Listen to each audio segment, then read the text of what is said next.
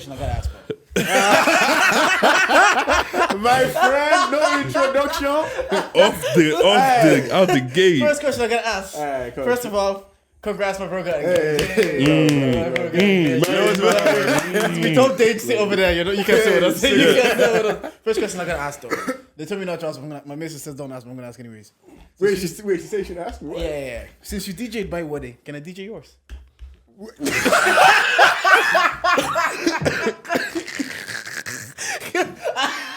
Don't kill me. I can make the sickest playlist. Oh, Jordan will be clanging at your wedding, bro. Just you Kanye West from beginning to end. You were at the wedding, innit? Yeah, I was at the wedding. Do you remember when the aunties were coming up to me? Mm-hmm. Yeah, and it was just mad and peak. Why were they coming up to you? To check for Congolese music. They wanted Congolese music. But even though I did play Congolese music, they wanted more. They weren't satisfied. But the thing is, they were never going to be satisfied. Yeah. The minute you switched it back, they were going to be like, that's what's going to happen if you DJ at my wedding. Everybody will be coming to What? With no more Kanye West. Wait, what? You play Kanye West? What else do you think he's playing? J. Cole and Kanye. This guy knows the Bay Afrobeat songs, and anything outside that is J. Cole or Kanye West. When I played, it makes sense because when I played the old school, he lost his mind. There's videos of me going mad at it. It's so funny. At Jordan's wedding, the only thing that was happening is like, I can't believe we're at Jordan's wedding. It's like, who let this guy get married? You know what is it?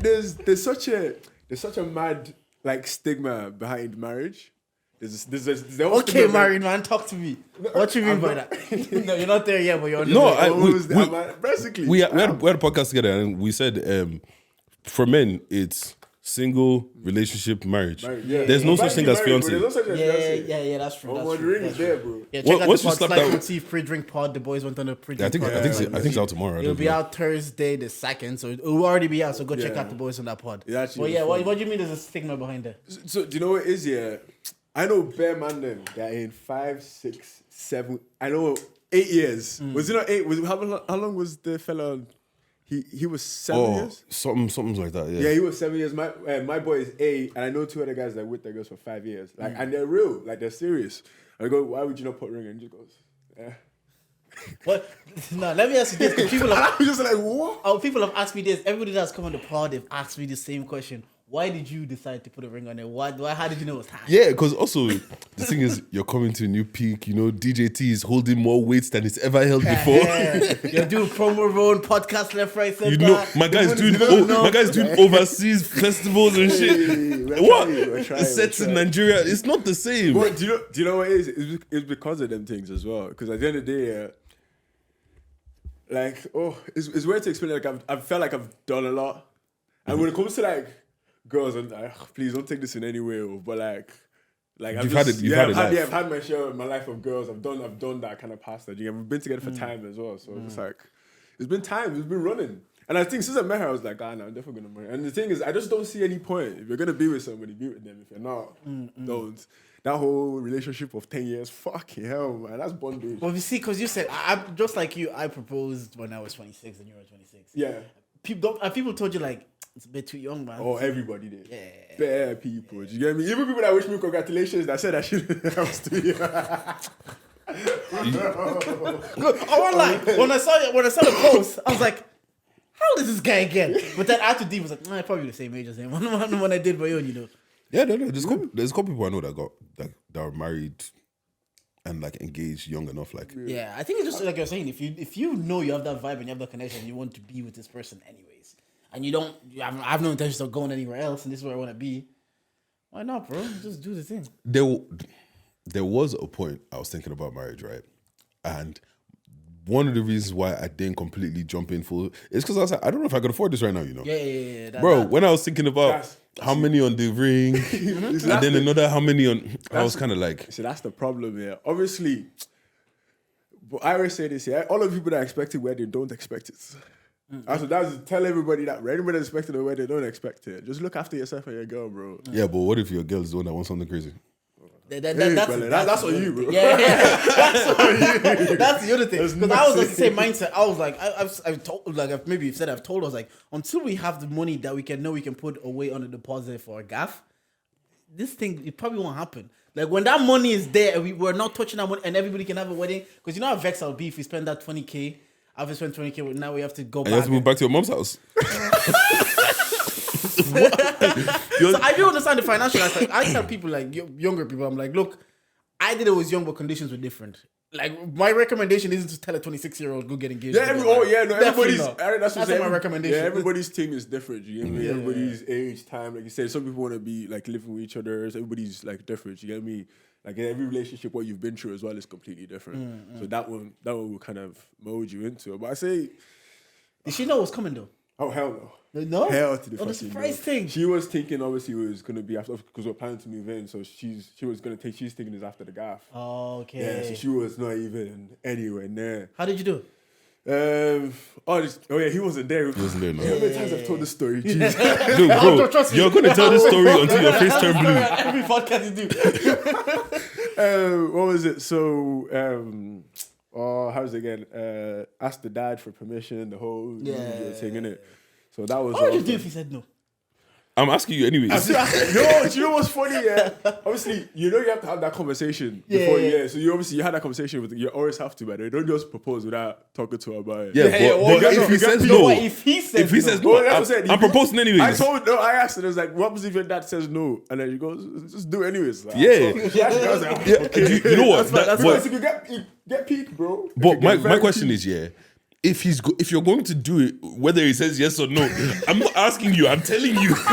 That's what it is. No, I think you're right though. Like, broski, no. I'm proposing to your dad. That's what it is. You're the blue face man. I'm your daddy now.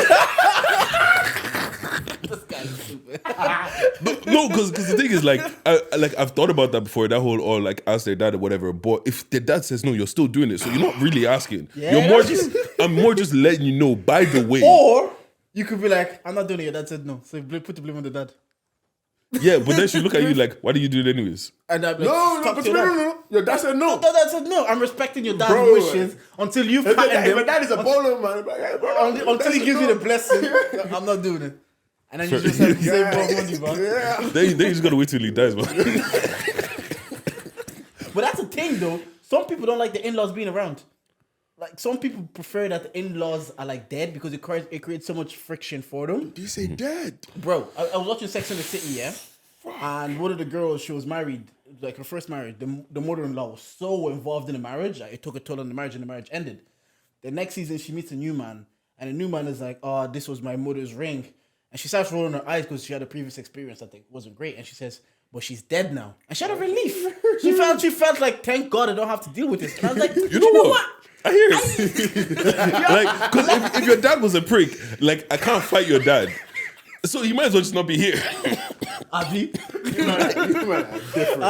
No, but it's true though. No, it's true. But I also think that also depends on your partner. Because you know the way that some people are mommy's boys and all this kind of stuff. Mm-hmm. I love my mom and everything, but if my mom doesn't like my babes, mom, charge it. Yeah, bro. You get what I mean? I said the same thing. I said one time in the car, we were having that. You always have these random convos with your fam. I told her, bro, if you don't like my girl, nothing I can do. Do you get what I'm saying? As long as you both don't cross a line with each other. I think we were saying in the other part, we were talking about if your mom slapped your girl, but your girl was being rude to your mom, what would you do? You get what I mean? I say I'll call both of them out on it because they're both wrong, get it? There's situations, there's nothing you can do. Don't cuss out my mom, boss or mom, don't touch my babes. It's always going to be the one that put their hands on would always look worse. Even if it's a babe that slaps your mom, even if your mom was cursing her out. I think the person that gets physical... Bro, my babe slap my mom, bro. What? That's impossible. Christmases will never run again. But it's different. No, if the parent hit the child is different, bro. That the child, bro. Yeah. It's like you slapping her dad, though. I don't want to say her mom. You get me? Bro, it's techie, fam. It's techie. You know the way that back in old Nigerian times, parents will still beat their kids even though their kids are older. I'm not gonna lie to you. If my wife's dad tried to touch my wife, bro, we're scrapping. We have to scrap. Even if it's her dad. Especially if it's her dad. What do you We're scrapping. Because I get it. My dad is like actually think about it for a second, right? That's your wife. Your wife's dad comes and hits you, and you see your wife crying because her dad hit her, bro. We have to have a conversation now. No. I'm saying no. We'll definitely have a conversation. We do have to have a conversation. What combo, bro? You mad? This guy's not crazy. Oh my god! I'm sorry, manager. My manager said I have to behave today. GB, what are you doing, man? We don't we're behaved. We're talking about protecting your wives and your loved ones. That is actually a good one, because if it's her family that offends her, like, say if it's not slap, say if like her mom speaks to her in a way or tone that you think is like demeaning or rude, you still call them mother. No, actually, no. Let's switch it, because parents are weird. If her brother did it, we're scrapping. No, the brother was scrapping. What? The brother, no. The brother, you can't do that. You got to create scenarios where you get slapped. No, because obviously, you know siblings because they're siblings, they feel like they can take the only undue person that's liberty. walking away is momsy. Only her mom can walk away. Because you have to do and even it, mom, you know, with moms, you have to be a host. Who are those guys that people that are on the ledge that talk them off? Hostage negotiators. You become one of them. That's how you win the mums. Hostage negotiation. I understand. But with the rest of them, bro. The sibling is like, you're talking to her as your sister, but you're talking to my wife. Exactly. The sibling doesn't understand the dynamic of like, you don't know how I value her as my wife. So you're talking to my wife that way. You might have to scrap. I was going to say as well, did you feel not different, but during like obviously your engagement going to propose, did you feel like a different level of power, protection? He says this all the time. I've said this on the pod. It's mad. There's something that mentally shifts in your brain, and you just feel like I have to protect and provide. I just have to. I don't know what happens. I can't even imagine what's gonna happen when you have kids, bro. Like if you feel that with a woman, I'm afraid to have kids. What? I'm genuinely afraid to have kids. Why? Because we spoke about it. Now you bring this right. You bring this kid into the world, right? You feel this level of protection more than you feel for your wife, right? And one 13-year-old comes and bullies your kid. What do you do in that situation? Because technically you can't go fuck up a 13-year-old. Calm down. You see what I mean? Scenarios where you want people to Why do you think that's crazy? If your kid is 10, a 13-year-old could be messing with your kid. The kid has a father. Well, I get it, because you as an adult can be in trouble in that situation. Exactly. As an adult, but as a you have to hire someone for you to as why is your child getting bullied at 13? You don't teach your child how to fight. No, my child is the 10-year-old in this situation. Is it worse for your child to be the bully or the bullied? The bullied. The bullied. I don't want my child to be bullied. I don't want my child to be bullied. No, it's worse to be a bully. It's so worse to be a bully. No, I'm thinking in terms of what I would want from my child, because being a bully, I can tell you to stop. Being bullied. No, but it gives you growth. No, it doesn't. It builds character. It's part of character. It's almost like racism. He's not wrong. It builds character. He is right. Because when you experience extreme racism and then someone says something like, you're like, do you know what? That's not. I didn't realize. So I went to Niger recently for 2 months. Yeah, because I needed to escape from Ireland. Because obviously since pandemic I didn't have a holiday. 2 months. Bro, I didn't have a holiday, so I just needed to get away from this place. So I went for 2 months. That's when I did a whole revamp, remake up. So I went to Niger, and bro, when I got there, do you know what's funny? I wasn't black. I was Nigerian. It was so interesting. You were Irish, no? I wasn't Irish either. I was Nigerian. I was just Nigerian. I've always said I want to feel that. Like I want to know what it feels like to not be black. Just be a fucking person. I'm not black. I'm Nigerian. Mm-hmm. You're just tired for once. I'm literally tired. I'm not even, bro. I wasn't even Deejayt. You're not even. What's your name? Teo. It's so funny you say that, because we're having a conversation with my lads in the group chat. And we're talking about like going on. Like, this is the guy been to America, been to Asia, and then he was in Dubai recently, and he was like, because he's in Dubai, like, and then he went to work because he lives in Switzerland. He went back to work, and they were telling him like, oh, you went to the Middle East, what human rights issues, that blah blah blah blah. But then he was making an argument of like, yeah, but America, being black in America, there's a lot of human rights issues with that. So, and obviously they're making the case or whatever. Then he's asking me, it's like, did you feel safe in America? I was like, no, but as a black person, I wouldn't feel safe in America. I didn't feel safe in Asia. I don't think I've been to a place yet that I'm like, oh, I'm just black. That thing isn't there, but it's like, oh, you might feel that in Dubai that you're just, because obviously Dubai is so different colors. And I'm like, I don't know, man. I don't know if I'll go to Dubai. And them lot, no, you see them lot in Dubai as well. They're racist as well, bro. Dubai, yeah, what's called? These people don't like Arabs are racist, bro. Yeah, even what's called those Arabians that are Africans, but they don't want to claim that they're African. Yeah, imagine that's what, bro. You're literally on the same continent. I can drive to your country, bro. They say the Arabs not African. Exactly, we're African. Egypt as well. All them lot in the top half. We see you. We see you, brother. Did you manage to watch the Jake Paul fight? Yeah. Let me plug a quick intro. And Ass fight, by the way. We still haven't done intro. We'll do this. Is probably an early intro compared to what we usually do. Anyways, we are here. We are Charge It. We are the podcast with the highest level of analysis the culture needs. I'm Uncle J, boy. T, you can call me Jordan. I'm here with. You know it's your girl's favorite voice, Big Deji, nigga with the Midas touch. I'm not. It doesn't faze me anymore. I'm used to it. I've seen it. I've seen it. It's okay. I don't know why. No second light skin on the pod today. No second light skin. He's in Canada. Look, now. I'm joking. You guys just. This is what's going to be like from now on. We're giving you a taster, bro. Before that, March 12th, Soundhouse. Get your tickets. He's there. We're there. Get the Just Girls are there. We might have a special guest. It will be this Sunday. Just listen. It's this ticket. Sunday. Link is in the bio of the Charger page. Get your ticket. Come have a good time. Also, if you missed our little bonus that came out on Monday, go listen to that. It's going to be a little preview. What's going to happen on Sunday. Make sure you enjoy that. This podcast is also brought to you by Rome Candles. Don't worry. I was talking to him. The samples are coming. You're a lucky boy. Because you know what? I was. Because you know after you give your room a nice clean, you want to light a little candle in it. I ran out of candles and I was about to go buy a candle and I said, "Am I a dickhead? We're supposed to make our own candles. We have a candle plug." That's why I was like, "I'm not buying candles." What? Plug me? Yeah, don't worry, plug me. For real, I like scented candles, man. Everybody knows. He'll be at the live show. You'll be at the live shows. We'll make sure you pull your little side. But yeah, make sure you Rome Candles. Make sure you cop that. If any of you man want to be rappers, want to be podcasters, want to come take pictures in this beautiful space. Vision Lab, what's our thing? Charge it 25. Charge it 25 for 25% off. Right, we got ads, And finally, comment, like, subscribe. Make sure you fucking subscribe. No, because people don't realize how actually important that is. It's actually super important. So please subscribe. We're trying to reach 1,000 followers before June. Yeah, before the summer. Before the summer, and make sure you follow us on all socials and all that nonsense. You see, we're giving you candle plug. We're giving you 25% off. We can give you more. Just make sure you like, share, and subscribe. Comment. He said give. Yeah, do you get what I'm saying? Like, we're giving people. Anyways, back to the show. T's going to be on the deck, Yeah, Deejayt. Oh, yeah. I got my fave, because as you know, he DJ'd my wedding. So. Yeah. He didn't answer mine. He just laughed. I said, can I do his wedding? All he did is laugh. He didn't say, Jordan, yeah, come do it. Don't worry. It's calm. You know what? I run it with the missus. I swear, there's so many DJs I have to pick off the lineup. I'm not going to lie, yeah.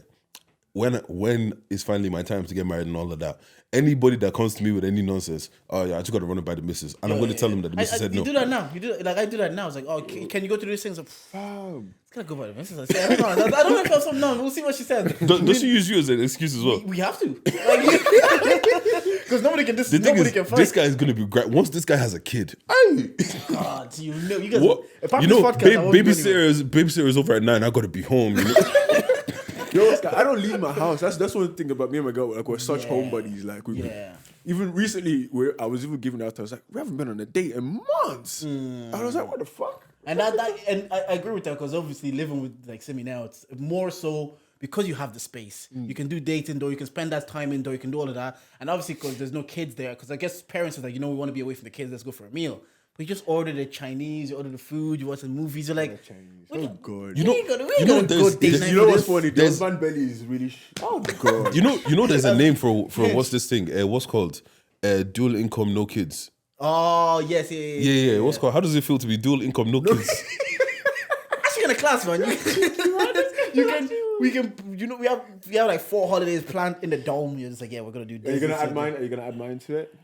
Mine in August. What's happening in August, bro? Pitch Malta. What's Pitch Malta? So me and obviously I do events as well. Oh, you do events, okay, as well as TNT Entertainment. TNT Entertainment as well as okay. What's happening in Malta? So obviously me and the boys we did Dublin to London, so we did an event in London. Okay. And people actually bought tickets from here. They went over because it was Wizkid weekend. Yes. So we did it. We had a good sellout. Then obviously I went to Malta recently. we linked up with a few people, conversation happened. We are able to do Pitch Malta. Yeah. So from the 10th to the 14th of August, yeah, it's going to be a whole weekend full of like beach parties, boat parties, everything.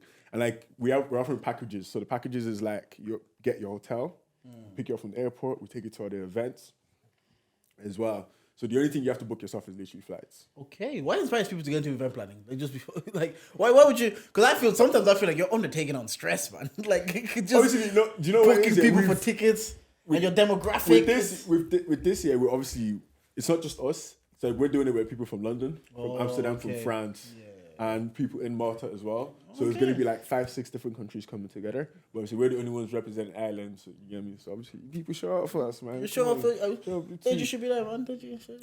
Your brother, obviously, my manager's going to be there. Your brother should be there. Oh yeah. I actually might. You know, I don't know what I'm doing. You know what? You know what I've realized? Yeah. No, you actually, bro. It's actually not even that. There's so many things that I realize I do this thing where I will see something. I'll be like, yeah, that's cool. And it's not that I don't want to go.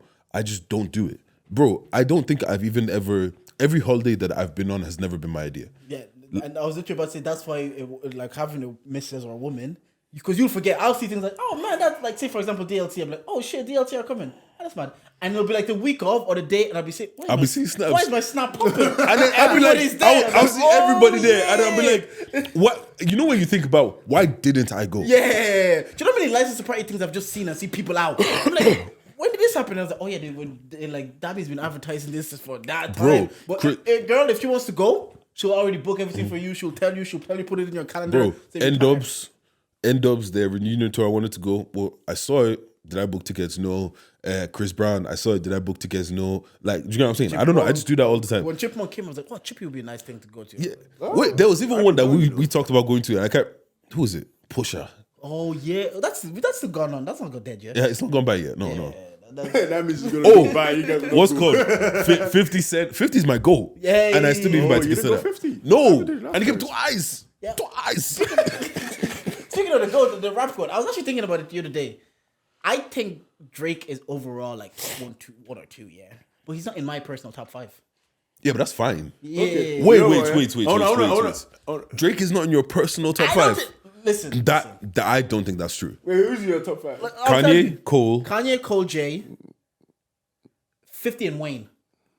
50. I think I like them. That's 4. And Wayne, Lil Wayne. That's still 4. Kanye, Cole, Jay-Z. Oh, okay. 50 Cent. Jay, I didn't hear the Jay. I think I liked Wayne and 50 more than I liked. Like after I peaked, you know those years. Sorry, like, yeah. I think I liked 50 and Wayne. Sorry. I think Jay-Z is absolutely whack. Okay, I wouldn't go that far. Jay is not in my top 5. Yeah. I have to be nice today. I don't think Jay-Z. Manager said I have to be nice today. Don't tell him not to censor you. Tell him to speak. Manager said I have to be nice today. I don't know. I don't think Jay-Z is definitely. I understand why people say that though. But you know what? I'll play a game with you, yeah? I'm going to name an artist. Both of you, yeah? So 5. I'm going to name an artist. You need to put them in a thing. But you don't know who's next. Okay. And I seen this about football players on TikTok. Yeah. So if I go Drake. 1. 2. Yeah. Okay. Next person. Wizkid. I have my 3. Yeah, I'll take Wizkid at 3, yeah. I'll take my 3. Man. I like my 3. Okay. Let's go. I had an American one in my head and I just lost it. Or let it come back. Okay. The second Afrobeat one. Ashake. 5. Oh, 5. 5. Okay. Which leaves you with Rema. I'll have to put him at 4. I would put him at 5, but I can't, so he's going 4. So I'll put him at 4, which leaves I only have and one then spot left. your American artist. Who the fuck was your American artist again? Oh my god. Kanye. No, it wasn't Kanye. It was J. a Cole. recent one. No. It was Ice M. What's her name? The ginger hair. Ice Spice. Yeah. Oh, fuck right off. I put Ice Spice at 1. I put Ice Spice at 11. You thought I was feeling you? Wait, so that means I have Drake, Ice Spice, Wizkid, Rema, and then Ashake. No, you had Ice Spice first. I have Ice Spice. I have Drake first. I have Ice Spice, Drake, Wizkid, Rema, Ashake. That is a nasty list. Because you got me in the That end. is the current hottest artist right now. they've been in the top 10 for the past. What? I get it. Drake. That's the thing about Drake. That's your top 10 for the past like 4 months.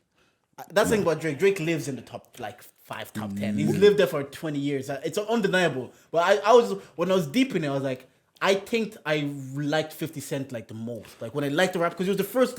Yeah. When you started liking rap music, it was him. Yeah. So I was like, this is the guy. So I liked him the most. But because of you, we're not that many years apart, really. So 50 Cent is not in your top 5 either. In terms of like my personal rap, your personal rap top 5, Lil Wayne is my number 1. I am addicted. You see that? Hey, Mr. Carter. Oh my God. Jesus plays that song. I'm right here. Yeah, but he's still shit. I'm so sorry. I think he has no. He has, for me, he's weird. Like he's one of them people here that is. And oh my God, please don't give me hate for this here. He's one of the people here that has no individual bangers, just like Wizkid. No, you know. Wizkid has no individual bangers. If you check Wizkid's Check this guy. Check Wizkid. Jay-Z and Wizkid don't have individual bangers. This is why some people won't argue. You won't argue. Okay. We'll let you land. We'll let you land. No, pull up his last album. Pull it up. Okay, last album, I'll give you that. And I'm just gonna say this. Let me rephrase this. So it's great. He doesn't have a last solo single like with him on his own. Yeah, I don't think he has had one since He hasn't had one since his very first album. Nah, not first. Is it not first? Yes, nah. I was the Superstar. Okay, sorry, what's second album. Sorry, it should be second Ayo's album. not second album, is it? Hold on. Ayo's my favorite Wizkid Superstar album. is the first album. Superstar is the Ayo's first the album. second album, isn't it? Is Ayo's the second album? I know. Oju Elegba is on Ayo, isn't it? Ayo's my personal favorite Wizkid album. I think that's the second one. I can't remember if it's the second one. I think it might be. But yeah, no, he hasn't had like. Bro, he hasn't had that since the Ayo album. That's the Ayo album is. Bro, now compare him to the other ones that are currently flowing right now. Even think, bro. That's why same thing with Jay-Z. Jay-Z doesn't have anything standalone for me. It doesn't have any standalone bangers. Well, then good. To be honest, Jay-Z's legacy. I'm not saying nobody. I'm not taking away from their work or anything like that. You get me? I'm not taking away from their work or what they've done. They're goats and they're OGs. But for me, as just music wise, not even a thing. You have no. So sorry, man. I actually know what you're saying. You have no singles to stand on. No, what you're saying isn't. Yeah, what you're saying isn't. Yeah, if you're going off like that's why that's why Big Drake's so undeniable because it's bangers after bangers after bangers for 15 years. Like, single for me, by himself. Drake has to be one. That's a whole. That's what people don't understand how hard it is. Yeah. That's why I understand why music guys get frustrated, and I get them. I was like, bro, it's hard. I was like, Lil Wayne at the very, very top. It's undeniable. Yeah. I want to put Dr. Dre in there, but I want to put him in there not as what's his individual banger? No, not as a musician. Okay, I want to put him in there as a producer, bro. We're asking for top 5 rappers, not producers. Dre has given us some of these. Yes, but we're not asking about producers. We know. Well, we said what's your top? You said Wayne is one, but you still haven't said anything. Okay, Wayne, Wretch Tree 2, Chipmunk. Who'd be 4-5 rap. Bro, okay. Maybe I don't know, but what individual banger has Wretch Tree 2 given us? Because I know as a rapper, I'm not a Wretch fan like that, so. I'm a huge Wretch fan. I know. I remember bro. track was Tractor Him. Young Fire, Old Flame, that whole album, guy, will melt you into pieces. Bro, let me tell you something. Brother, this guy is telling me but Chipmunk. No, but you know what it is. You know what it is. Yeah, you see the way that people love Jay. Yeah, but people love Jay for if you know Jay's albums and like B-sides and all I that. understand. It's the same with Wretch. Okay. Yeah, it's the same with Wretch. No, it's the same with Wretch. He's not like a street guy. I can't play Wretch in the club. You can never. It's impossible. No, that's fine. Okay. 50 has to take 4. I think 50's in every movie. 50 has to take 4. Like from our generation, that span. There's no time where I've never played any 50 Cent song and it doesn't go off. So he has to take 5. I don't know. Do you know what it is yet? Don't diss me for 5. But Cardi B, man. Yeah, no, it was. I said don't diss me for 5. I mean, she has standalone bangers. Bro, what I can it's not even that. Do you know what it is? Do you know what it is? Yeah, I've recently just started growing. I'm just loving her more. I'm loving her music more. That's perfect fine. I won't lie. She's doing it for me, man. I'm a Nicki girl. Don't get me wrong. Nicki girl. I'm a Nicki person till I die. Yeah, you're bro. a vibe, yeah. Yeah, I'm a what? I'm a bar bro till I die. Nicki and Riri for me. I'm not a Beyonce fan, unfortunately. She's a god. She's good. She's Beyonce. You're scared. Yeah, there's I fear my life. if there is one, I fear my life, brother. nah, if there is one, what's called? If there's one, Kinney, if there's one fan base that you should be afraid of, it is always going to be. He's always she's a god. She's a goddess, but that's just me. Yeah. Riri and Minaj. Fan for life, but we're just talking about music right now that I'm loving. Yeah, Cardi. They're choosing your person top 5. Like, there's different because Drake, it could be objective and subjective. Drake, because, like, you know when you started listening to music, it's calm. That was 50. Though? What? But is Drake a rapper? Yes, though? he is. What's called? You know when you start listening to music, when you just first start getting to music, that's why 50 is in my top 5. Yeah. But if I'm talking about when I started getting into music. It was Drake Drake was in his bag. That's me and Kanye and Jay because they Watch the Throne era. They released Blueprint 3, Watch the Throne, and My Beautiful Dark Twisted Fantasy within like a 3-year spell. That's when I started like to listen to music, and those 3 albums had like Run This Town, Empire State of Mind. I ever listened to an album. He's like, I need to go back to listen to what else this guy did. I'm playing like Run This Town, Empire State of Mind. I enjoyed Kanye more as a producer and an artist. I hear that. I love Kanye. I love producer Kanye. But yeah, you stopped at 50. Wayne, 50, Drake.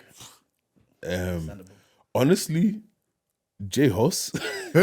I love Huss, bro. And artist wise, like I said, last might be Wizkid. You know, that's fair. Like I feel like Wizkid has been present in my life. Rapper though, but okay, actually, yeah, we said rapper. That was the hard part because it's a rapper.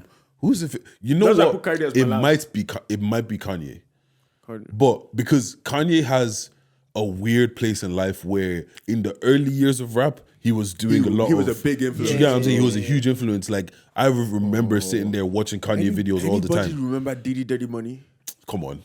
Well, hello. Like, come on. I was so excited. Bro, I was so excited for them. I was loving them when they came out. No, and you know. And I don't know why they just died away. My problem with Nicki is I feel like Nicki never really reached her full potential. And I understand why she did what she did because she went the money route. And she went to go get her barbs and all of that, which makes perfect sense. I get it. Yeah. But when it comes to rapping, Nicki came out and when she did the Hello Good Morning remix, All I Do Is Win remix, she came out and she was just doing bars.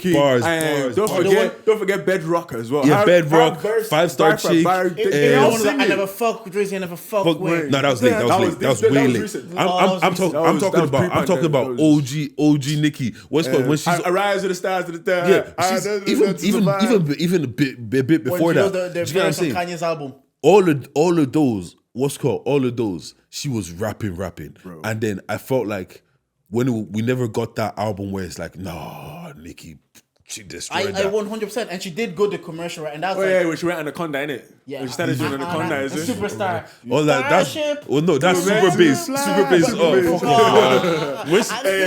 Listen, she went white people way, and white people took her in, man. We even say this on. You have to go where the people are to make that money, and obviously we're saying it from a selfish standpoint because again. That Watch the Throne, My Beautiful Dark Twisted Fantasy, that's when they started listening to music. And that's her verse. I think her verse of Monster was one of the best verses on the album. I'm listening to this, I'm like, if she does this year, but she'd just be doing it for Jordan. Oh, I'm so sorry. Can I remove Cardi? Yeah. Who you putting in? Eminem. I hear it. I'm so sorry. Honestly, there was probably a point in my life that Eminem would have been in there. The older I've gotten, the less Eminem I listen to. Obviously now. I don't listen to Eminem. Do you know, the thing is, Eminem is so influential, yeah. Remember the one with Drake? What's that thing? With the LeBron when LeBron was coming. Yeah. There's that one.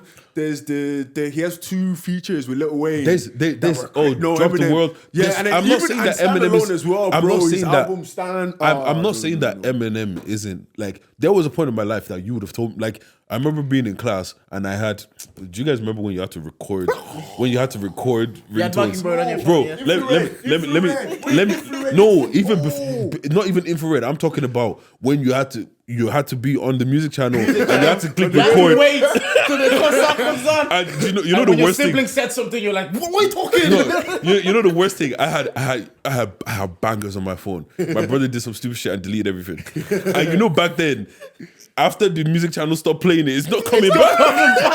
There's no YouTube. Radio stations don't replay songs. Yeah, but yeah, so like my ringtone was Eminem and all that. But the thing is, the older I get, right, I will still go back and listen to Get Rich or Die Trying here and there. I'll still go back and listen to Graduation. I'll still go back and listen to all of those things. But I don't go back to Eminem. The one song I do go back to, and I think it's up there with the best story written raps. I think it's Stan. Like, Stan is cold. Yeah, the development of the story, and then at the end it's like, wait. There's a couple. Mockingbird, Toy Soldiers, banger. Toy Soldier, yeah. Banger. Like there's like what's called Patiently Waiting with 50. I've been patiently Waiting for a track to explode. Back to back, we're coming, man.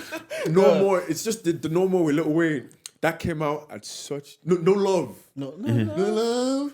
Don't hurt me. Don't hurt me. And also, that I'm came gonna out pick the world up and I'm gonna drop it on your fucking. That little one rock version. I was like, fuck You this see, those guy, man. songs came out at pinnacle moments of lifetime. Okay. It was the timing of the time where it dropped that made those guys so good. You know what's so funny now is these lot, they're understanding the music industry more, and the music industry is changing. Even the musicians are starting to realize that music is past just releasing a song. There's so much behind it before you release, and so much kind of loopholes, because that's what happened. They all got duped for their thing. If it wasn't for people like Snoop, Dre, and Diddy, in some situations, a lot of people wouldn't have the rights to their songs. Facts. And It's mad. And there's a lot to Snoop. And I didn't. That's what I was about to say. There's a lot to Snoop. I was like, Nobody what the puts hell? Snoop anywhere, but everybody enjoys Snoop. No, but Everybody enjoys Oh no, Snoop. in top 5. I'm so sorry. He's in top 10. Gara, Snoop. Is he even in top 10? once again, like Snoop's what's called Snoop's. How for me, how I look at music, right? There was a point where my sister used to play all this R&B shit, and I didn't like it because it just wasn't for me. Do you get what I'm saying? No, but I was young, Mario, what are you bro. talking about? But I was young. Do you get what I He's an mean? R&B guy now. Oh yeah, no, R&B. I love me some R&B, bro. But like I was young. Do you get what I'm saying? Everything your man couldn't do, I can do. Marvin Alvey was but what's good? You know the reason why I listen to those songs and all that is because my sister. Yeah. Do you get what I'm saying? Conditioning, She used to play all that shit around the house. But like, so for me, there was a point where I actually started getting into music, and it wasn't just my sister playing music and stuff like that. And I started listening, bro. That Take Care album, I used to walk to school every single day and play it top to bottom. You're That's emotional kiddo. what? Look, man. Look, man, I told you, I'm a lover boy at heart, man. Right into Marvin's room. But the thing is, Marvin, Take Care is seen as like a heartbreak album. But when you go listen to it, like some songs are just him on like headlines. There's no heartbreak thing What's about called that. Drake on Lord Knows is one of the best rapping Drakes you'll ever find, and he bodies Rick Ross, and nobody talks about it. Do you know who's Oh, that's another one. Rick Ross is underrated. Bro. Underrated. Even There's me, no I'm features bad underrated. on. Bro, even me, I'm underrating him. Bro, there was a time I had to stop. You know when you stop and read, and I'm like, wait, what did he say? I wake up every morning just to count white faces. I was like, wait, what? No, you know, Rick Ross is that music that makes you feel rich. Like, and you know what? And the thing I love about Drake, Drake gives me music for all moments. But then there's sometimes where he goes into like, you know, when they go to a point where I stop googling what he's talking about. 7 a.m. in the whatever lounge. Fuck off, man. What country is that in?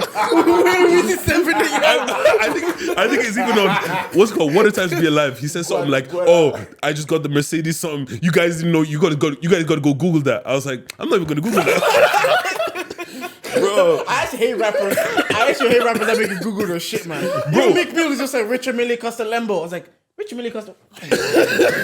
Oh, okay. you know what? The thing is, you know who does it as well. You know who does it on the sly, and I love it. Stormzy does that shit on the sly. What? I told him to go to the cinema, so we just go downstairs. Bro, he said something. I got the 5990 on my wrist. Just go to the gym, bro. That watch costs like 250 bags. Man said he says on the private jet, I don't snap. This is normal. It's normal. Who's stopping this private jet? But I love that flex rap though. Yeah. Like man, it makes you feel poor, but it makes you feel like I'm gonna get there one day. He flexes. One song with Mick Mill, he just says, "My wife beat us." Come on, man. He didn't even say. I was like, All right, I know what you're saying. I know what you know, you're saying. you know when they say Come what's on, understood doesn't need to be said. That's what he did there. He's like, come on, man. You don't want me to explain this to you. But now, did you guys watch the Jake Paul fight actually? Before we get to Jake Paul fight, yeah. So sorry. I saw one TikTok of one girl doing this, you know, but yeah. And people were like, oh, this going outside and doing TikTok dances. And it made me realize, yeah, is Crank That our generation's version of the electric slide? What was the electric slide? Just like candy. Oh, you think Crank That is our generation's version of that, you know. Wait, Crank, they talking about you. Soulja Boy. Soulja Boy. Oh yeah, it was Karen. Because the thing is, you know when Candy comes on, everybody's trying to do it. Crank That comes on, everybody does it. Yeah, but there's songs. You see, the reason why you feel that way is because there's a dance to it, it's a routine. And once it's a bang, it's like Dougie. If I play Dougie, you're Dougie right now. There's no 100%. What? Yeah. That song's a banger as well. Exactly. So it's just, you get what I mean? It's just, if they have a dance to it and it's a banger forever. But because it was just funny, people were like, oh, that it's so embarrassing. at that time. Because it's funny because like people are like, oh, it's so embarrassing. These kids just go outside to do TikTok dances. That's true. But we were going outside to do Crank That. If we were like whatever, like What 9 do you to mean 12. if we did it at your wedding, bro? Did I crank that at my We wedding? did Crank That at your wedding. It's in my set. It's in my set. That's funny. That's actually you because we just didn't have the TikTok to do it. What's so hilarious? Crank That is the best song to start your old school set, and it's at the very, very top of the list. Oh yeah. In terms of BPM, because a lot of DJs play to speed. It's up there. 80, 87, 80 something BPM. Crank That is one of those We songs. all would have been made. And the thing is, they can actually be famous off TikTok doing these dances. So why wouldn't they put themselves... Because we all would have done it. We all definitely would have No, done a lot of TikTok us doing tried, dances. bro. Do you know how many people who had jerking crews and stuff like that? Bro, my Booch. He was wearing... He was Butch used, was in a jerking crew. he used to wear orange hoodie with pink backpack and skinny jeans. You know, Butch looks like a hipster, man. There was a whole... Remember there was a whole period of dances as well. Yeah. Every day there was a new... I remember because my sister, she was like 5 at the time. Every day there was a new dance that she was trying out. I don't even know how she was learning it, but she was coming out. And Soulja Boy, though, he's actually the first internet rapper. So he's the first rapper to use the internet to blow up like that. He's corny because he's corny, but people forget the hold that Soulja Boy had. When did the Crank That come out? I think it was 06, 07. Yeah, about 06, 07. That 06, 07 till about like maybe 09. Soulja Boy had it in chokehold. What? Donk. What's called? What's this other one? Yeah, Kiss Me Through the Phone. His song with Bow Wow. Marco Polo. And the one that Drake stole his old photos. Tell me what's a girl. Bro, even what's called? Throw some D's on it. Man, he was pissed. Throw some D's on it. She got a dunk. What? That's the flow. Soulja Boy did this thing. Like every time people look, when he said it on that interview in the Breakfast Club, and he was kind of highlighting, I was like, I know he's saying it loud, but it's not wrong. He's the first rapper I know that used the internet to give him that boost because everything was traditional. Bro, I want to get a record deal he's and the everything. first rapper to use the internet, full stop. Bro, he was changing people's name on songs. Yeah. Very smart. I know Joe had all of these, like he was doing like Joe Budden TV and all that, like he had vlogs and stuff. But to make the internet pop and actually use the internet like he used it, Soulja Boy easy. Yeah, easy. If that was what everybody was searching on YouTube, bro. Even when when you go on LimeWire, try to download the song, go here, Soulja Boy. You know what? It's one of the most recognizable intros. I was about to say something similar. I was like, isn't it fun? Like when you hear even an intro to a song, like at my wedding, it takes you back to it. Like music is so funny because it can connect you to a time like this. There's songs that you know, like if you just hear the intro to that song, it'll connect you to that certain time, certain space, and you're like you're talking about Marvin's Room and Take Care. You're like, oh yeah, I used to walk to school. I didn't say Marvin's Room, but yes, I understand. But I actually want to tell us because I was talking to you before, Pod. We're talking about music now. We're saying there's a lot of conversation around DJs now all of a sudden over the last 3-4 years, maybe. What's that attributing to? Because we had eBay on the pod. And I used to go clubbing when I was like 18, back then 19, Urban Friday. You'd see, like I always say, you see Hamid's face with the mask on Facebook. You say a few girls that you like the picture. You're like, all right, we're gonna be there. I lie. God knows you're fucking old, brother. Guy said, look, he's been in this game for more than 10 years. That's how you know what girls go where on Facebook. I didn't like Facebook Live, bro, man. Jordan was clubbing when girls were still wearing business casual to the clubs, man.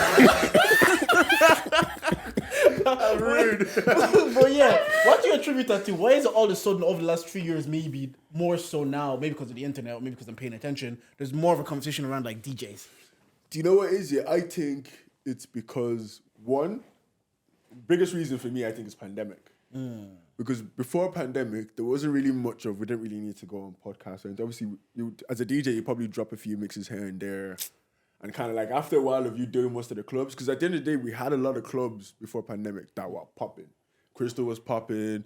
There's a few other places that were actually popping during that time. So like the events that were going on, the name and the push and everything was happening. But pandemic happened. And then now that the parties are going on, it's weird. Like I feel like people are paying a bit more attention at parties now. They're paying a bit more attention to you might not pay attention to what the DJ is playing, but you're paying attention to like how he's playing or kind of like what music is playing. So it's like, oh, if the DJ even playing, people are noticing like, oh, this DJ cuts a song off too quick. He doesn't let the yeah, song. do you know what I mean? Like so things like that. Actually, do that. I would have never noticed. To be honest, I noticed that, but that's because I was doing a tutorial back in the day. Do you know what I said to people that complain about DJs cutting the music off too quick? I tell them, take your AirPods, put in your ears. And play the rest of the music. Spotify. No, but No, the thing is, no, play Spotify from the beginning of the song to the end. Because I'm at a gig. My job isn't to play the song altogether. I'm meant to just give you a vibe. no, because if you play the full song, I'm looking at you like, why are you playing the full song? There will be somebody Like, looking at me change saying, it. "Why am I playing the full song?" Yeah. So because sometimes would that 4 be. minutes long. I'm like, all right, broski. No, but the thing is, Well, some I feel stuff, like you don't let it flow. there's a sweet spot, and I feel like every song is different because some songs the best verse is in the second verse. You get what I'm saying? Yeah, And now but you at play the the end of first day, verse. I'm not gonna. But the second verse is because I Then know what they're doing. let's start from the second verse. Yeah, you see, that's what I'm doing now. I have a YouTube, by the way, go check it out. It's called Deejayt_IRE. You know, I have remixes out there. Do you get me? For DJs out there that are having this trouble where the good verses are the second. I've moved it to the front for you. So YouTube, check it out, subscribe, like as well, like this as well. Like, Comments. What? Please, somebody tell me, because I used to find it hard to find new Afrobeats. Like this is before Apple Music was doing all of that. So where I'd find a lot of music would be mixes. Do you get what I'm saying? What the fuck happened to mixes? Nobody does mixes anymore. Why the fuck? Manager said be good. First of all, we do drop mixes. A lot of us do on a regular on SoundCloud. The issue is everybody's so used to one-way system that they don't want to change. Spotify doesn't allow us to put mixes on because it's other people's songs and it's too long. Most mixes are 30 minutes, 40, 1 hour, 2 hours. Like people put mixes Nah, on. man, I miss the mix days, man. If you go on my SoundCloud, Deejayt_IRE. You know what? Actually, hear it, man. no, because Dude. it's funny that you say I that. have loads of mixes. It's funny that you say that New mixes there. because you know the way that podcasts also used to be on SoundCloud. Yeah. Now I use Spotify for podcasts and I use Apple Music for music. Outside of that, yeah. That's exactly. And the thing is, some people are not willing to change. You're not going to download. What the fuck? Why would you download SoundCloud for? But that's what their intended purpose was for these platforms like Spotify and Apple Music, so you could get away. No, They said the only you reason. have to keep that in mind. Spotify never allowed podcasts before. Yeah. They didn't. Yeah. It's just that they seen the money that they were generating. Like, okay, yeah, now we want this. And Yeah, then that that's makes like sense. they're saying that's why you sign Rogan, not only because he's Rogan, because he's the face of podcasts. So now people are like, oh, we listen to podcasts on Spotify. They just attach because when they came in, even in the UK, they went for 3 shots for a reason. They're like, oh, they're the face of like a certain demographic in the UK market. That's what we're gonna go for. I sign them to Spotify. Now it's automatic. It's like, oh, there's a new podcast out. What am I gonna do? Spotify. People are telling us, oh, you have videos on your Spotify. Oh, they're not going to SoundCloud or even Apple. Like, I doubt they're going to Apple Podcasts. to listen to those, man. SoundCloud has become so irrelevant. We don't even bother putting one thing on it. And remember, you have to pay for SoundCloud. Funny, I actually still pay for SoundCloud, which is fucking annoying. Really? I was saying. No, because what's called? 'Cause I have. have podcasts that I put on SoundCloud and it goes. By the way, and it went Arsenal everywhere is winning. Go on, you good team. else. The man, Bond Club, man. Why you What's really my mood is off now. Look, man, you know what? It feels so. Chelsea Nah, fan. Hey, I beg, make a swap with you, bro. my club won a little trophy on the weekend. That's what I'm saying. Hey, listen, at least they get chicken. You know, you get nothing for cage. Bro, hey, sitting next to you is dangerous, brother. Dangerous. Bro, man. This guy is killing me. God. Well, we also spoke about, because I was asking you, like you're saying you have management and your management's trying to get you out and to do podcasts and Shout out to GB Events, Shout out to man. GB Shout out to Events. you, bro. Best manager around. why is that happening? Because I think eBay was kind of alluding to 100%. we play at nightclubs, but nobody sees us. So, and then we're realizing they're saying there's no good DJs in Ireland. That's what people like. The rhetoric I heard. Everybody's already saying this here when it comes to DJs and stuff. Everybody's regarded to their opinion. Some people will take your good, some people will take your bad. It doesn't matter what you do. Fighting, we're talking about US. We're talking about people who are good, people who are bad. Some people think they're great. Everybody's opinion on everything will be different. So, which is perfectly fine. I think a lot of DJs in Ireland are quite good. Obviously, like everybody's at different levels, but we do have a lot of top DJs in this country. I think we have a lot of DJs here that outplay some of the DJs in the UK. I wouldn't know, but I don't know. I don't see why not. That's my personal opinion. I don't see why not. Because they said it was world-class DJs and there was like a lot of pushback on that. When he said it on Dongo's pod, it's like, oh, there's world-class DJ. There was a lot of people pushing back on that. But I think it's something that people don't... I don't even know what constitutes of a world-class DJ. I'll be very honest. We don't have a lot of world-class DJs. We have some world-class DJs. Okay. We have a lot of really good DJs. Like, we have great DJs as well. You know, it's just like football. We have good players. Good players. I'm be very honest. Like, Arsenal doesn't have world-class players. There's nobody in that team that is world-class. There's one argument. Who's the argument? You can say Saka's world class. You'd argue Saka is not world class. No, but I'm saying that's why I said you'd argue. Yeah, you'd argue it. He needs to do it for another 2-3 seasons. Yeah, exactly. He's still young. Yeah. That's what I said. You get me? Yeah. For example, if we're talking about Saka, I would compare MK to Saka. MK is an absolutely cold DJ, but he's still young and he's still to grow. So I think he's going to be world class one day. I actually think he's going to be great. He's in Ireland. Yeah, he's in Ireland. MK. It's the same thing with Jesse. Like Jesse, it's all of us. Like we all went from good to great. So now, our next approach for all of us is world class. You get me? That's where we're all trying to get. You get me? Do you feel like the problem is the promoters and the events? There's no. There's no huge problem. There's no arena to show that you're world class. It's like being the best player in the world, but you're in the fucking championship. If we're talking about arena to show whether you're world class, then I would say that's down to the people that go down to the events. That's actually not down to the DJs. Yeah, that's what I'm saying. Yeah, no, that's down to the people that go to the events, not people that put on the events. Yeah. They're a whole two different kidney. I'm talking about people like you that just pay to go into the events. Yeah. In to show that we're world class, people need to actually pay attention. Don't go to an event just because my friend is going on. And they want to hear the... And then even if you do go to the event and everybody's going, don't sit down until you only hear Afrobeat. There's like, that's the hurtful thing, yeah? Like... When I do DJT and friends, and I'm going to do another one soon, hopefully. And when I do that, the DJs I book, I give them sets. I'm like, this is what this genre you're playing. Whether people dance or don't dance, stick to your genre. Force it. MK was playing Bashment, and people weren't really doing it, but I told him, bro, force it. And he just kept forcing it. And eventually, a few girls were really into it, and then when they started dancing, everybody kind of got up and got into it. It's like the equivalent of like a DJ bombing when you're playing a song like and there's no one dancing. Do you feel like it happens so many times and it's so hurtful, bro? Yeah, and the thing is, you're not playing shit. You're not playing a song that they don't know, and like it's not like you're doing anything different. It's just because it's Bashment. You don't want to whine. What's going on? on? The argument is that what a normal person that will come into the room would say is that not the DJ's job to get me up? How does that? But that doesn't make. Yeah, but if you're not even willing to get up, like it's different if I play a song and I have a bad transition and then the mood kind of kills. That's a whole different situation. If I'm playing good music and everything is flowing, flow with whatever the DJ is playing. Don't be expecting, drop a check out. Is that a level of stushness that No, it's not stushness. It's just a level of that's what I want to hear now because I'm drunk. Okay. That will even get me more hyper. I'm in the mood for this song, so I'm in the mood for it. You know what I'm playing that's nice. There was a time where somebody came, I can't remember the song they requested, but I swear to God, it was the song that was literally selected to play next. And I was like, come. I literally told him, come, can you read that name of the song? And it goes, oh, no way. And I was like, bro, the thing is, the songs you're thinking in your head, some of us have put them in there. And the way we're playing is to get you to be like, oh, if this song comes next. And then when we play that song, you're like, oh shit, it's like the DJ right in my mind. That's what we're trying to get to. But some people don't even give us the chance at all. Yeah, but I also feel like it's just one of those things where a lot of people don't understand what it takes to be a DJ or what it means to be a DJ. No, because they had the aux cord for 20 minutes. They had the aux cord for 20 minutes on the drive to Dublin. Like me at his wedding. But it's like the thing is, playing a 20-minute set is not crazy hard.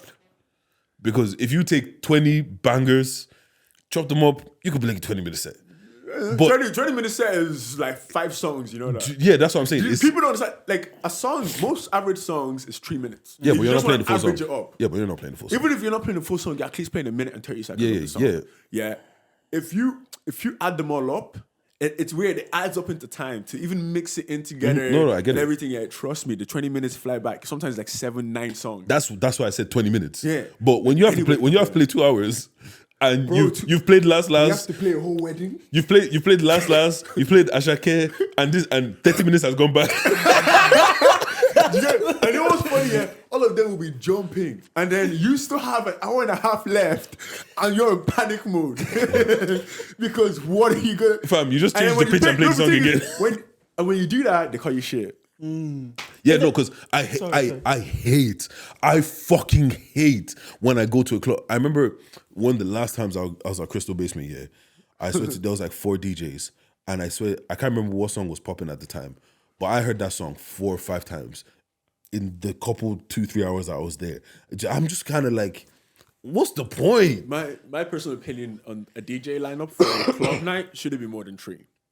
Your opening DJ, your middle DJ, and your close DJ. And it shouldn't be more than that. Yeah, but the thing is, like, even there was even parts where the same DJ was playing, like, he came on different times and played the same song again. And I get it, if you come early, they're gonna, like, but it's your job to not make me have to listen to the same song every day. How do you work that out, though? How do you work out, like, for example, if you have 3 DJs, how do I know the 2 of you are not playing last? Again, that's why if you're the first one, don't play last. It's not your spot. Oh yeah, that's it's not your spot. That's another thing as well. So obviously, that's why I said DJs grow in class and levels. Obviously, so when you start, you get to learn that when you're opening up, there's no point to playing bangers. You're just gonna ruin or kind of reflow the whole night. Do you get what I mean? And whatever the opening DJ plays at, and they don't realize this is that they set the pace of. Like when the next DJ joins in, because one thing DJs don't like to do is like fade it out and then change the genre and change the song. Sometimes it's like a shock. So there's like sometimes you plan it out. You continue from the speed where that DJ left off. So if he's playing on a piano, I'll come in where I know that my piano, play 2 or 3, and then fade them out into a different genre, like that kind of a thing. But some DJs like, okay, I'm coming on next year, but you're playing a show, and it's like only 11. Where do I go from there? It's like only 11. You've ramped it up too much. Yeah, and those people that are walking in, those people that are walking in early, those people that are drinking on the street, they're the ones that get there early. Those people that went to go pre-drink outside in a friend's house, they get there early.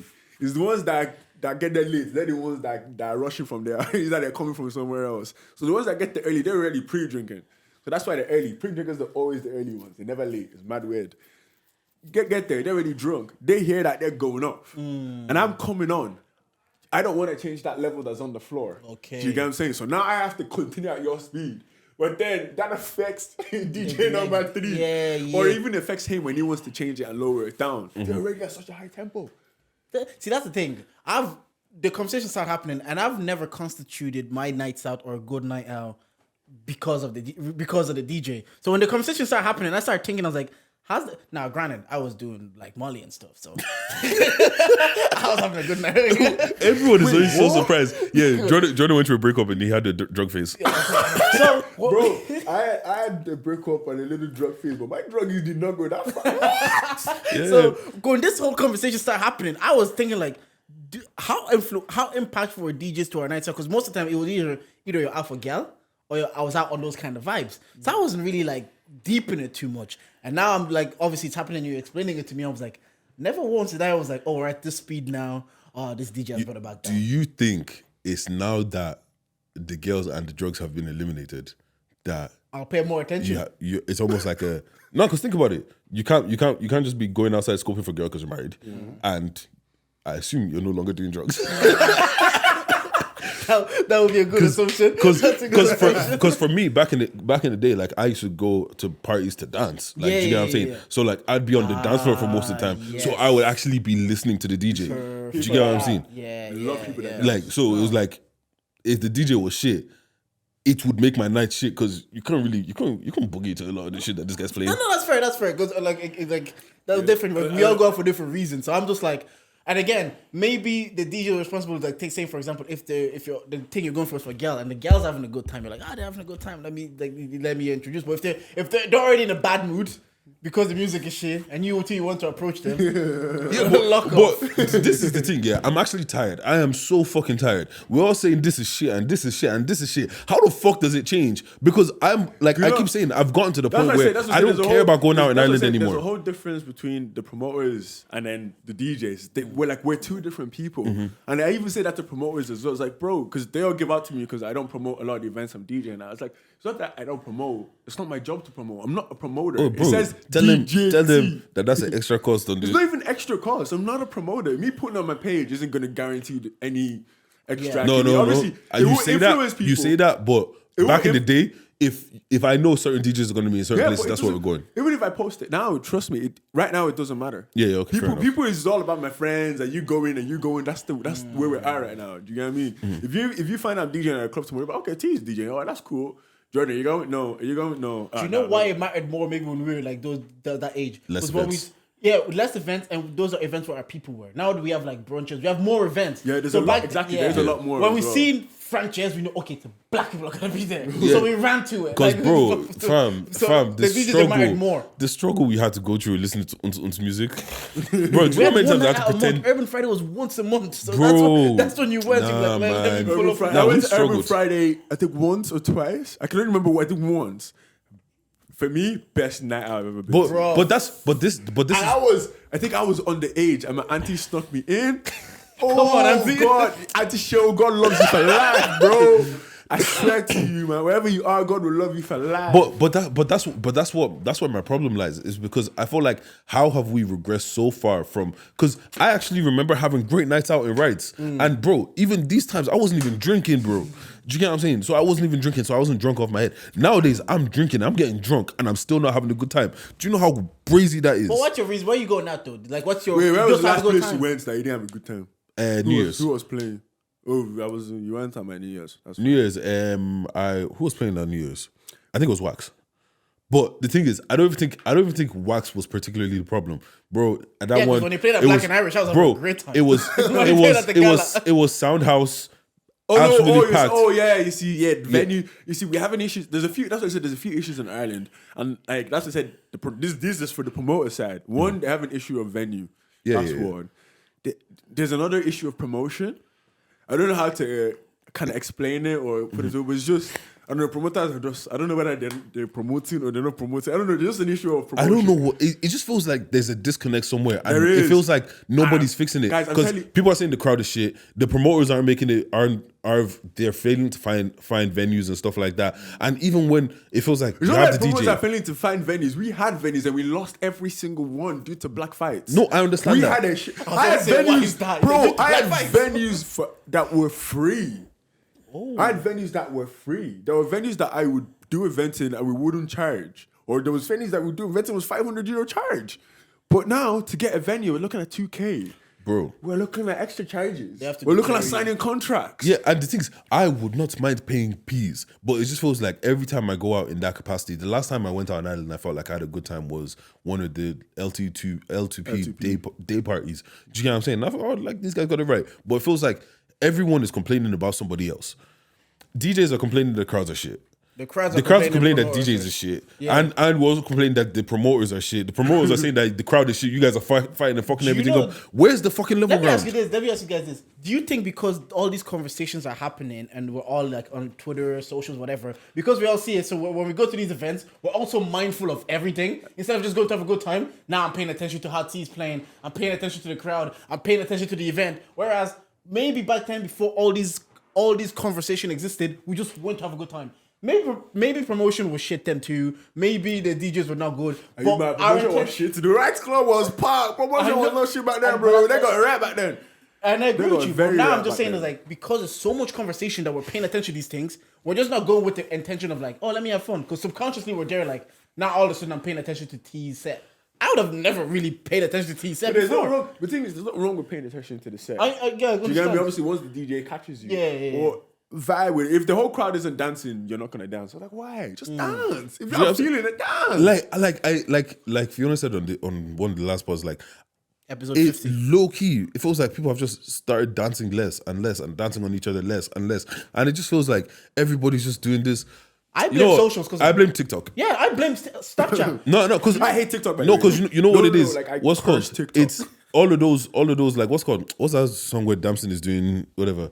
Only so gusto. Tell us about Morinko. Do you get what I mean? That bit of that song. Everyone wants to do, and then it's over, and then everyone goes sit down. Show me a jiggle, let me see, and then done. Yeah, and then done. You know, fuck TikTok, man. And like, bro, TikTok is the DJ's worst enemy. Why'd you say that? Because TikTok is 30 seconds. Oh. And people only want to hear that 30 seconds. TikTok is a DJ, bro. Since TikTok has been around, I've actually hated it. But I barely use it. My God just sends me videos. I literally go there twice a month and I see 20 videos. I watch them all. I like the one I think is funny, and I see it another month. Bro, that's literally me. Obviously, my manager has someone that looks after social, so they put videos, do all of that. Yes, wait. Yes, why are we not hiring this guy? He's your brother now. He's not the one that does it. He hires someone to look after socials. If you're ready to put that direct debit down, you see, I'll do it. Manager takes a good payment. I'm joking. This guy thought team came for free. He's not cheap, bro.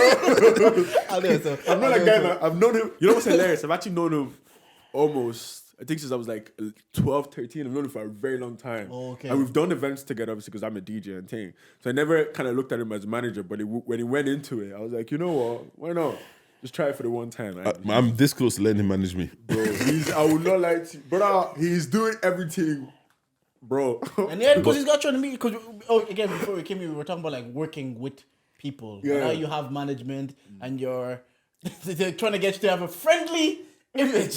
How you finding that? You know what it is, yeah? Obviously, it's only now that I'm realizing that, the whole thing of having a brand. And kind of like being an marketable. Influencer. When these influencers go on socials and they talk about this and they're like, oh, you have to like look some kind of way. And I'm like, what the fuck are you talking about? I'm gonna do what the fuck I want. Because you fail to realize that sometimes like for Drake to be Drake, that's like 7 people's families that he's feeding. Not even 7, like hundreds of people's families that he's feeding. There's social media, there's PR, there's management, there's marketing, there's producers, there's writers, there's accountants. 40's eating live. Do you get what I'm saying? Like I said, accountants, lawyers, cleaners, personal assistants, bro. Lawyers chopping money too. All of they'll have an agent and a manager. Do you ever watch Entourage? Mm-hmm. When you watch Entourage, it kind of shows you a life of like a star. That their job is to literally show up. It's everybody's job that everything else gets done. That he has his dry cleaning, that he's driven there. That he has if he wants to fuck, let's say Wednesday, that there's a woman ready for him. Like you're saying, he's making everybody's life here easier. So everybody's job here to make life easier. Manager is making life easy, bro. Guys sending out what's the thing? Invoice, doing emails, bro. Even the small when I became a contractor and I have an umbrella company doing it, bro, man. All right, pull your timesheet. And next minute, I'm just, that's what I'm getting paid. Okay. I just move on, man. It's so much nicer. Yeah. Wait, back on that, why did you then decide, like, I need to market myself better?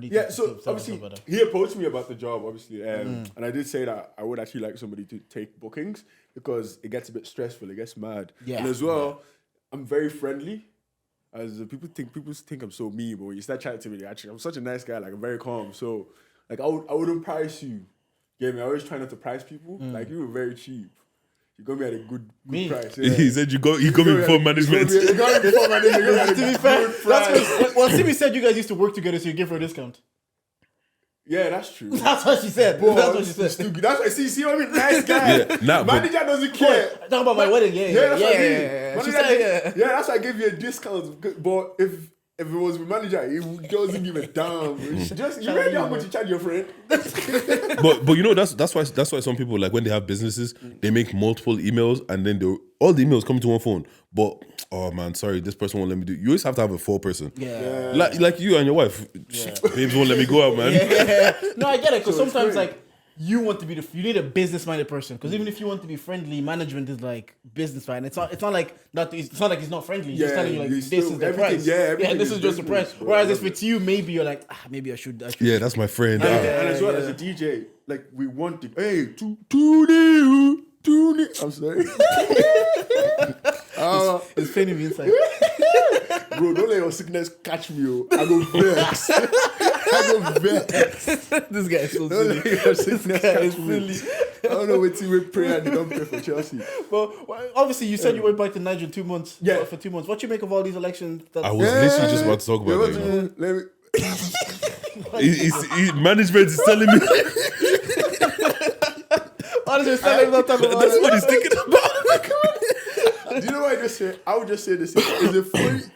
It must be. I would actually love to know how it feels to sleep and wake up to a new president. This guy's silly. Bro, are you telling me we're all sleeping? And like at midnight, 1 a.m., you're now seeing a new president? What's called? Give context. Give context. Give context. So obviously, if you're people watching the election, what happened this obviously tonight that we're recording happened tonight overnight. So obviously, the election is meant to be. Sometimes the election used to would last a week. By the way, sometimes it would last a week. The elections. This was done in 2 days. It was like 2 days. It was like a 2-day thing, and it was meant to still keep going. But people woke up at 5-6 a.m. this morning. And they've announced it like a thief in the night. Why did they want Peter Obi to win? Like, what was the reason that they were so against the current president winning? You see, the problem is, I don't even know about Peter Obi. I don't really know. I don't like. My issue is no matter who runs, I'm on Burner's side. No matter who runs Nige, bro, they go run him to the ground. Do you know every single politician that's currently in position right now needs to be in one house? Governor, prime minister, state of education. You know, like there's so many small, crazy titles. And they're laundering money through all those little small, and it's mad. And obviously, do you know what's the only thing I'll credit Buhari for, and good and bad, is the money change. That money change, that note change is fucking genius.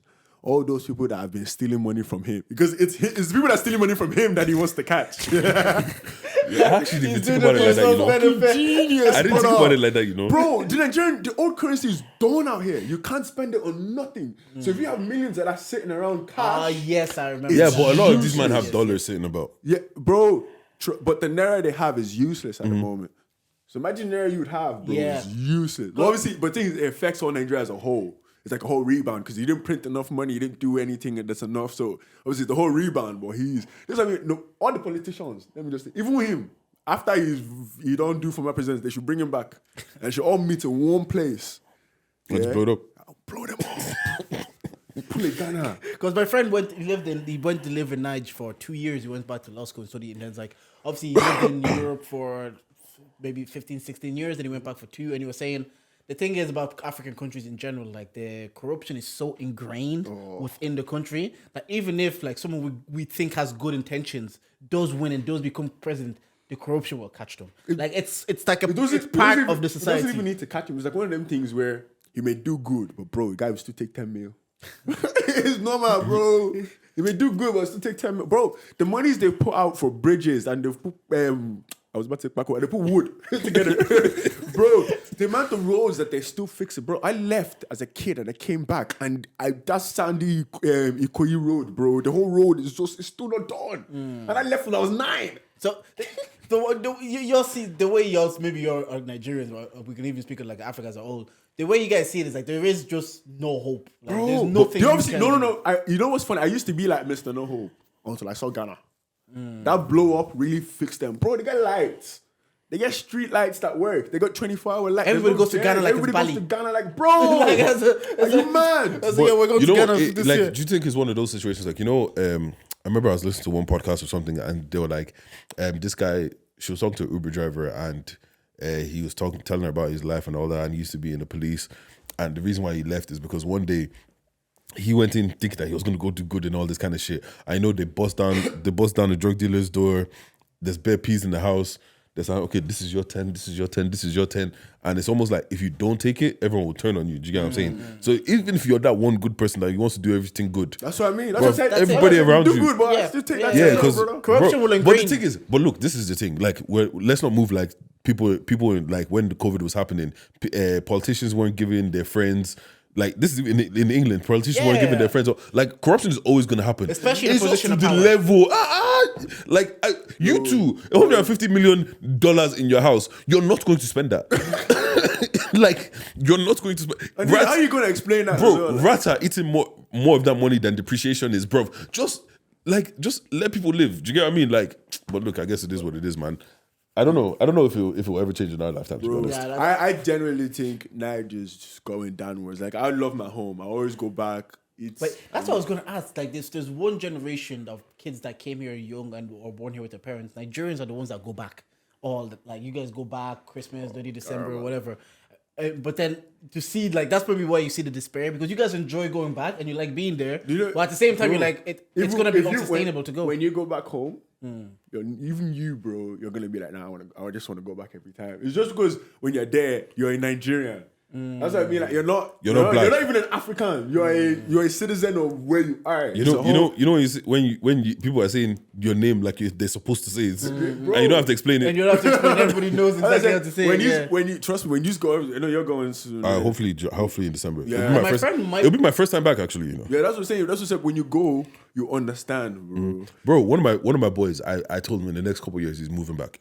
Like, he went for like 3 months, and he didn't even go to like mainland and all. Like, he went to the village where his parents were from, stayed there for like 3 months, came back fluent Yoruba, and now he's going back all the time. Bro, do you know what it is? It's so fun, and it's mad. Yeah, I might say this wrong, manager. Don't be mad, but like, I love the rowdiness of me that comes out when I'm in night.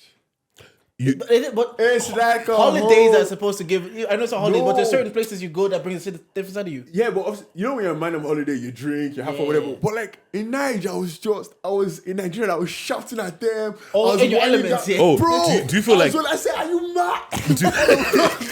Do you feel like it's the you know like you said? Did you feel safe in America? You know the way that everywhere you go, there's always a part of you that feels like you can't be you. Yeah, because to your fault. like if I get stopped by the police and I even move a crazy way, if I just do this, nigga wants to fight. Do you get what I'm saying? So you can't be authentically you. But there, bro, I'm just another one of y'all. Like, so you can maybe it's just that freedom. You know all the Nigerian things that we see our parents do, or we even hear of, or we see on phone. Like when you see it live, it's so much fun, bro. Like you understand where your parents came from. Like, oh, bro, this is you. Yeah, when you see a man on a bike with 2 goats. Bro, like, what is going on? That's one of those things I see on Twitter. I just see it on Twitter. I'm like, what? That's like one of the Meek Mill videos in Ghana. I was like, these things are just crazy. Bro, that's how they be living. That's my. It's really crazy, man. It really is crazy, and I do hope that one day, like Nigeria. I always recommend everybody. Once you go back, there's just an appreciation of being back home, man. I can't live there. Can you not live there just because of the chaos? Yeah. And you know what? The thing is, the fact that the country is chaotic and a lot of people probably feel like they couldn't live there is probably the reason why the country is going to continuously be that way. Because if a bunch of us went back, we could probably fix it. It's not like, bro, there's a lot of people in the world that can fix it. There's so many Nigerians everywhere that are at top levels, way better than the politicians and even doctors and nurses that we have back home, bro. But nobody wants to go back. Why? Because who's going to fund you? Who's going to want to listen to you as well? That's the other thing. And everybody's just hungry. And I don't blame them because they're literally hungry. Mm-hmm. Like, it's mad. Like, some people, some stories, like, although I went there, I had fun, I got to see my cousin, we hung out, but the literal expense of it was like, people are starving out there, bro. Like, the amount of money I spent on petrol alone, just because, obviously, I'm from here, so I needed to. I did a bit of fun. The lights must also, be on. Our spending currencies are very different. Yeah, obviously, our spending currencies are yeah, but bro, money has 2 months or more. God damn it. No, but what I say that, because I remember I was chatting to my mom and she was saying so, because one of my boys is looking for a remote job so he can move back to Nigeria and work his European wage, get it over there. Yeah. And he's like, the thing is, because he can't get a job over there because even on a high-end paying job, it's still pennies. Suffering, bro. Do you get what I'm saying? Like, it's chicken. Mom was telling me like, what's called like 100K. And 100K is a good you can't work there. Wi-Fi is not strong. Yeah, you can find it. Bro, trust me. We had box. I had to buy data at the end. It's not strong. Yeah, just buy data and be hotspotting. Hotspotting, bro. Do you know how much that is? You have money bro, now.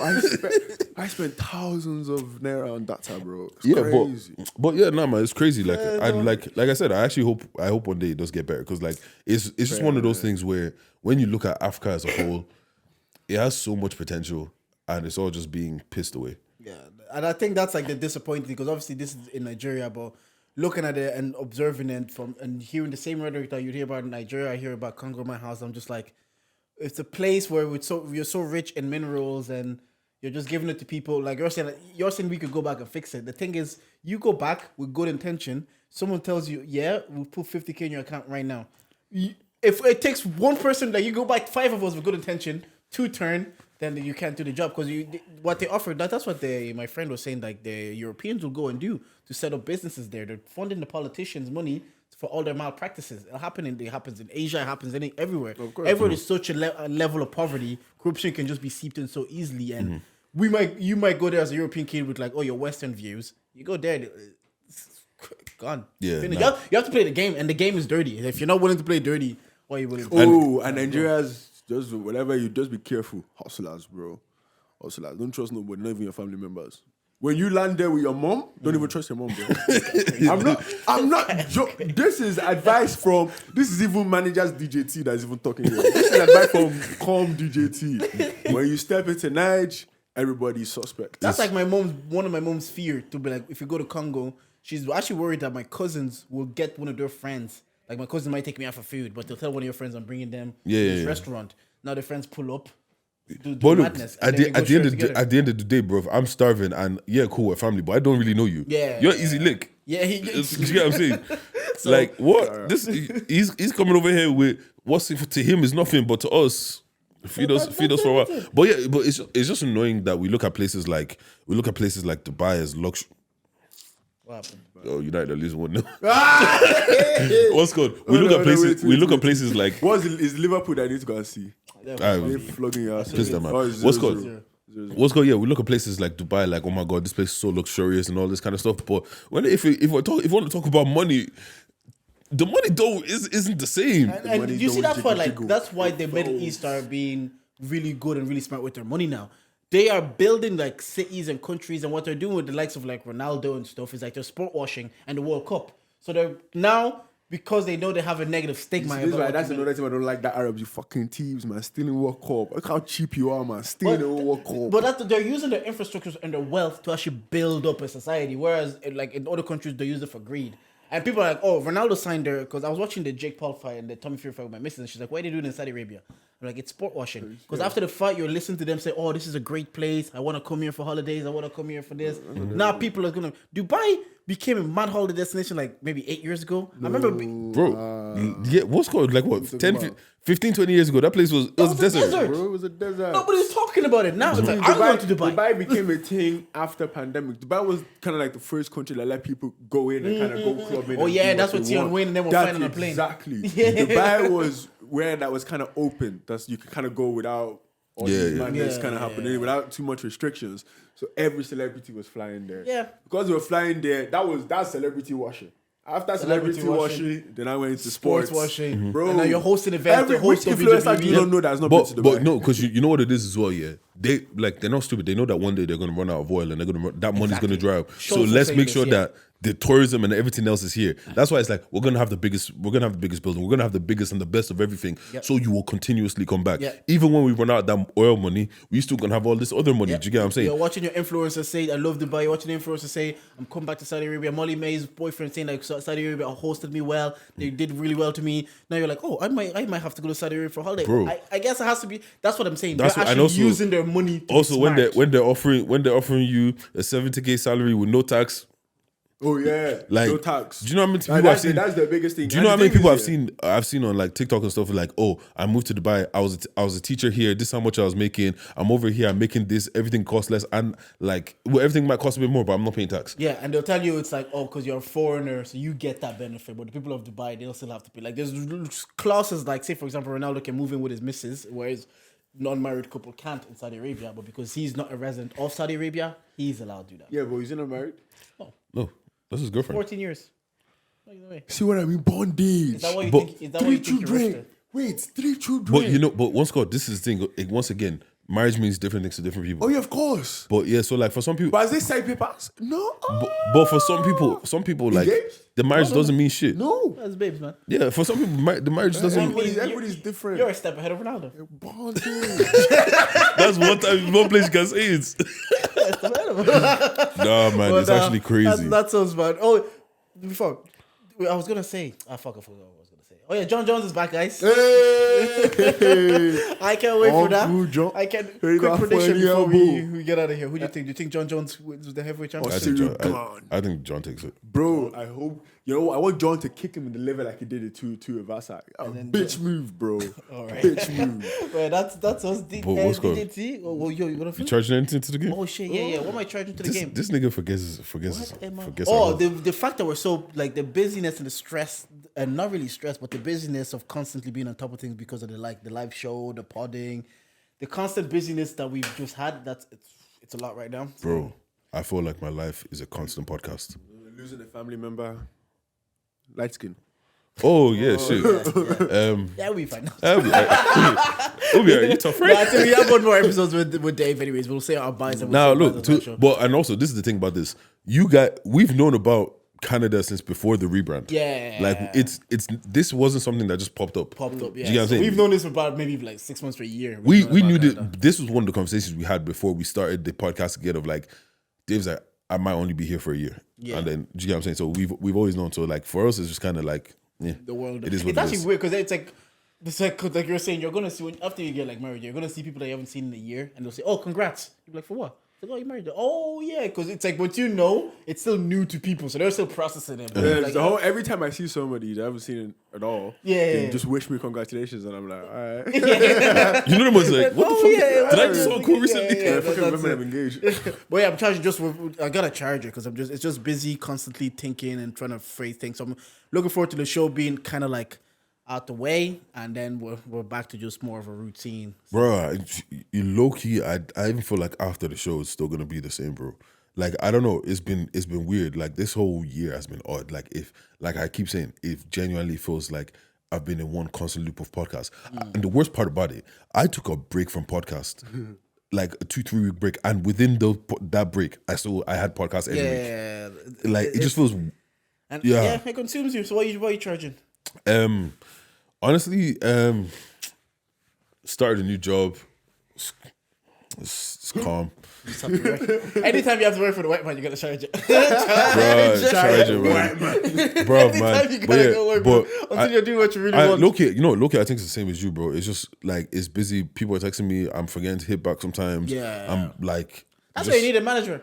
Low-key, you know what? Like, I feel like mentally, I'm just so drained and checked out. Like, outside of podcasting and 9 to 5, it almost feels like I don't have a life. So yeah, that's what I'm charging. I get it. Yeah, what do I have? Oh, Nigeria's president. That's Nigeria's money in the You gotta elected charge it to the president. girl. You gotta bro. How is our president is past retirement? Imagine you sleep and you wake up and then I'll tell you that Patrick O'Turn is now the new president. Who's that? I'm just saying. You are. No, I'm just saying, like, imagine you just sleep. Like they say, oh, the election is gonna happen tomorrow, guys. Yeah. The election happens, day 2 of the election. You wake up day 3 of the election, then announce the president. And you know the worst part about it? People knew that it was going to get rigged. So they were like, we're going to stay here and watch you count the votes so it doesn't get rigged. And it still gets rigged. It still got rigged.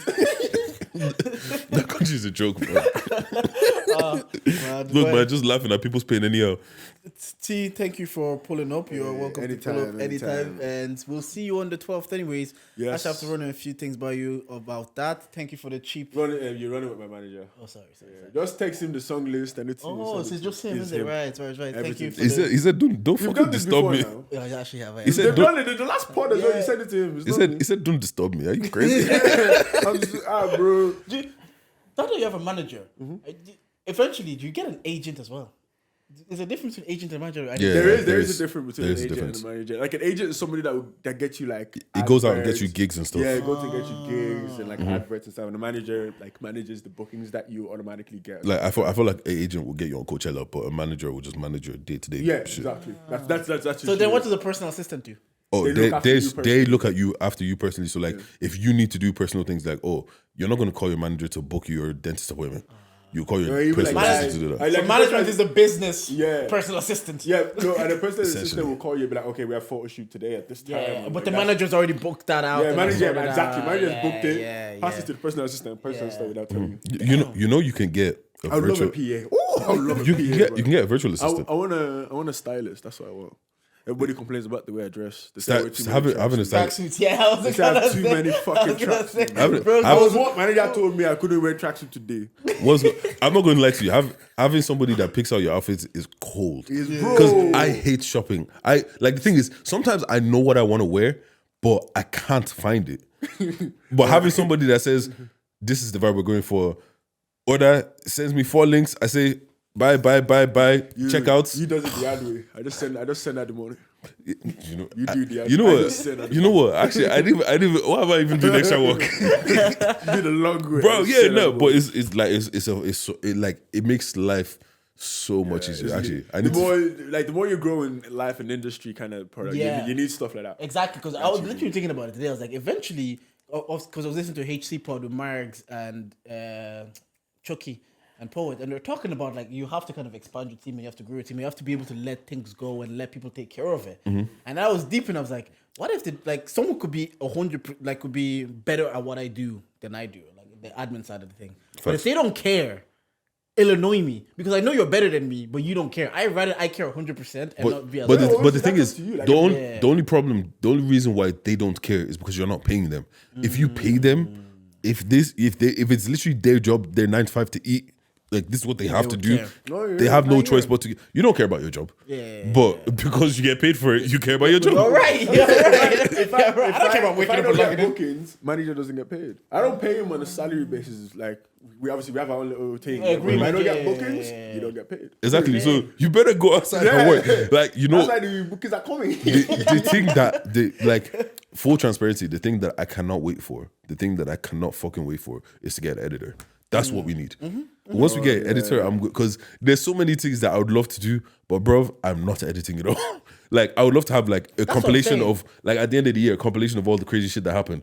But I'm not sitting through 50 episodes to find 2 minutes out of someone everything. that can do socials cold and know how to get engagements and they know how to work Right, TikTok. I told you. There's probably someone that can do it. But That's my manager. yeah, You have to pay them. I'll link. I might link it. We'll see what feed it. I will tell you the fee once we turn off this camera. All right.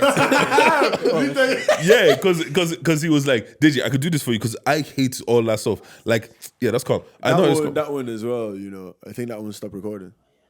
Yeah. Anyways, yeah, no, I hate all that stuff. So I just let. Because that's what's We're gonna wrap up. That's what's done. If you didn't like what we said, Charge it. charge it. Yeah. Thank you. All right.